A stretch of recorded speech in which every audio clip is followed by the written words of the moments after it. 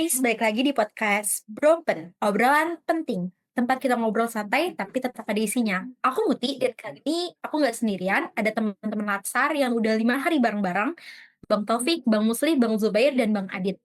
Nah, di episode kali ini kita bakal flashback materi-materi yang udah kita pelajarin di Lasar.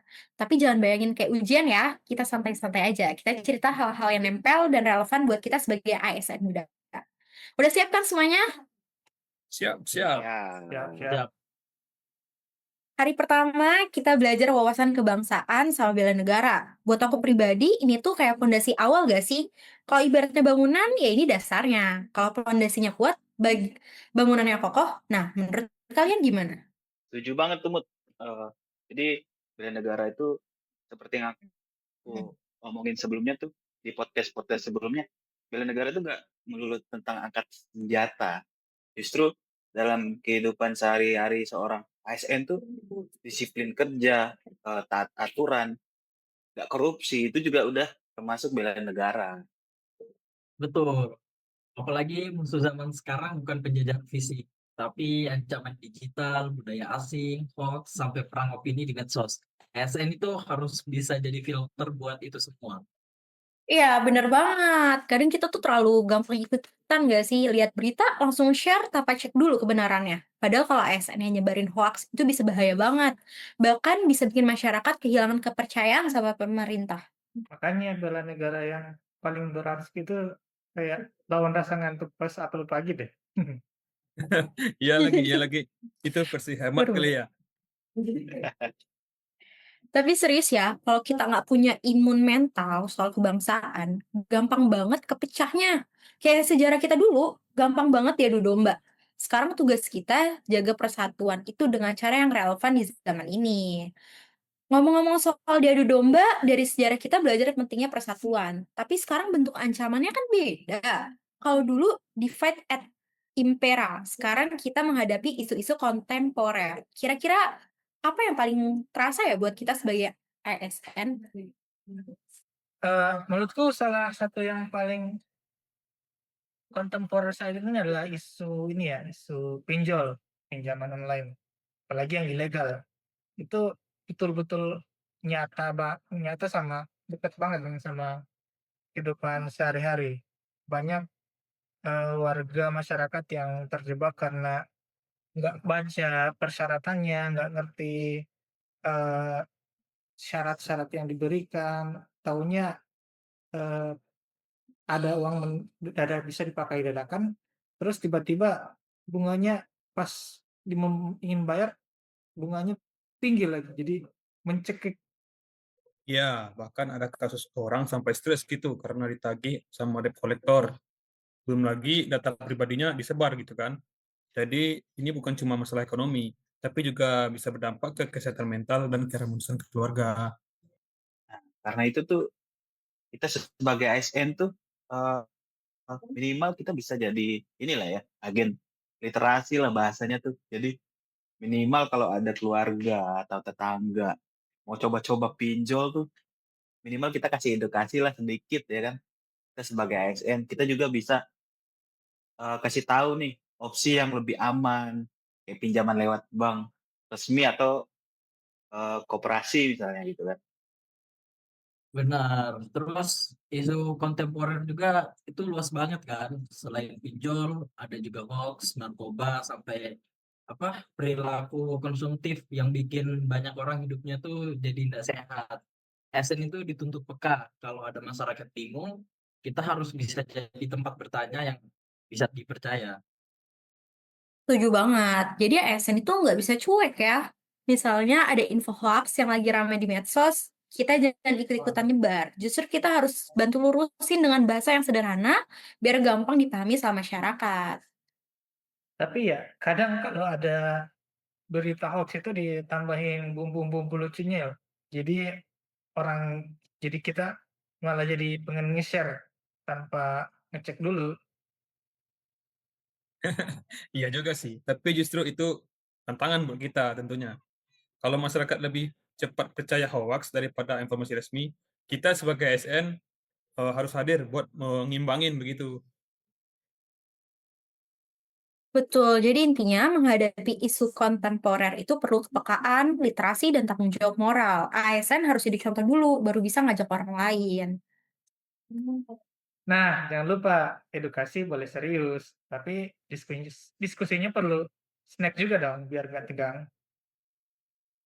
Bener banget sih kalau itu, harus snack ya. Kalau setiap diskusi, rapat-rapat itu perlu snack. Tapi kalau dipikir-pikir, isu kontemporer ini ujian banget buat kesiapan kita sebagai ASN. Karena bela negara di era sekarang bukan lagi soal perang fisik, tapi kesiapan menghadapi tantangan baru. Jadi menurutku itu persiapan bela negara zaman sekarang ini lebih ke soal adaptasi ya. Jadi kita kan harus siap menghadapi perubahan teknologi. Jadi kita juga harus siap melayani masyarakat dengan cepat. Dan yang paling penting itu tetap integritas tentunya ya kan. Soalnya kalau kita gagap teknologi nih sebagai ASN, pelayanan tuh bisa mandek ya kan. Benar banget tuh. Dan jangan lupa hal-hal sederhana kayak datang tepat waktu, kerja transparan, jujur, itu juga merupakan bela negara. Karena dengan begitu kita jaga kepercayaan publik. Kalau masyarakat percaya kan program pemerintah bakal lebih gampang untuk dijalankan. Setuju. Dan ada satu hal lagi, daya tahan mental. Kita sebagai ASN itu harus pasti ketemu tekanan gitu, entah dari atasan, target kerja, ataupun dari kritikan dari masyarakat. Nah, kesiapan bela negara juga berarti tetap profesional walaupun kondisinya agak nggak selalu ideal. Kalau laporan numpuk di meja, nah itu ujian versi administrasi. Yang kalah biasanya bukan karena perang, tapi karena tumpukan kertas yang numpuk itu loh. I- Iya banget, tapi justru di situlah ukurannya. ASN yang siap tuh nggak cuman siap kerja, tapi juga siap menghadapi tantangan, perubahan, bahkan tekanan. Karena bela negara sekarang bukan lagi soal angkat senjata, tapi soal konsistensi kita menjaga kepercayaan publik dan memberikan pelayanan yang terbaik. Ya, bisa dibilang bela negara sekarang itu lebih ke perang karakter. Kalau mental dan integritas kita lemah, gampang banget untuk goyah. Ya tuh, kalau biar nggak goyah tuh makanya penting banget nih kita nih harus punya bekal nilai-nilai kebangsaan gitu. Jadi biar apapun nanti tantangan ke depan, kita bisa tetap tegak sebagai ASN yang profesional, ya kan teman-teman? Setuju Tuh. banget. Betul, betul. Tapi ada satu hal lagi nih yang nggak kalah penting. Semangat bela negara aja nggak cukup gitu loh. Kita juga harus punya kemampuan buat berpikir kritis biar keputusan yang kita ambil itu bisa tepat. Setuju banget tuh, Mut. Apalagi berpikir kritis tuh vital ya, vital banget. Jadi di Latsar yang udah kita pelajari kemarin-kemarin itu ada kayak APKL, USG atau problem tree sampai fishbone. Jadi intinya jangan asal ambil keputusan gitu. Jadi kita harus petakan dulu nih akar masalahnya nih. Aku suka fishbone karena dari situ kita bisa lihat masalah dari banyak faktor penyebabnya kan. Jadi solusinya tuh nggak setengah-setengah gitu. Fishbone itu bayanginnya kayak ikan bakar ya. Waduh, langsung lapar nih. Lapar ya. Lapar. Lapar. Ilustrasinya yang bikin enak ya. Tapi benar, bedanya kalau ikan bakar tinggal makan, kalau fishbone diagram bikin kita mikir ulang. Masalahnya sebenarnya dari mana sih kalau kita breakdown satu-satu? Jadi contoh aja kalau ada proyek terlambat tuh, kalau kita nggak kritis nih, bisa aja kita langsung nyalain kontraktor ya kan. Tapi kalau kita pakai analisis yang tadi itu, jadi bisa jadi masalahnya itu ada di perencanaan atau dokumen yang kurang lengkap atau kondisi yang lain begitu. Nah, itu dengan berpikir kritis kita bisa bedain mana fakta, mana opini, dan yang mana asumsi. Itu penting banget tuh biar kebijakan ASN tepat sasaran.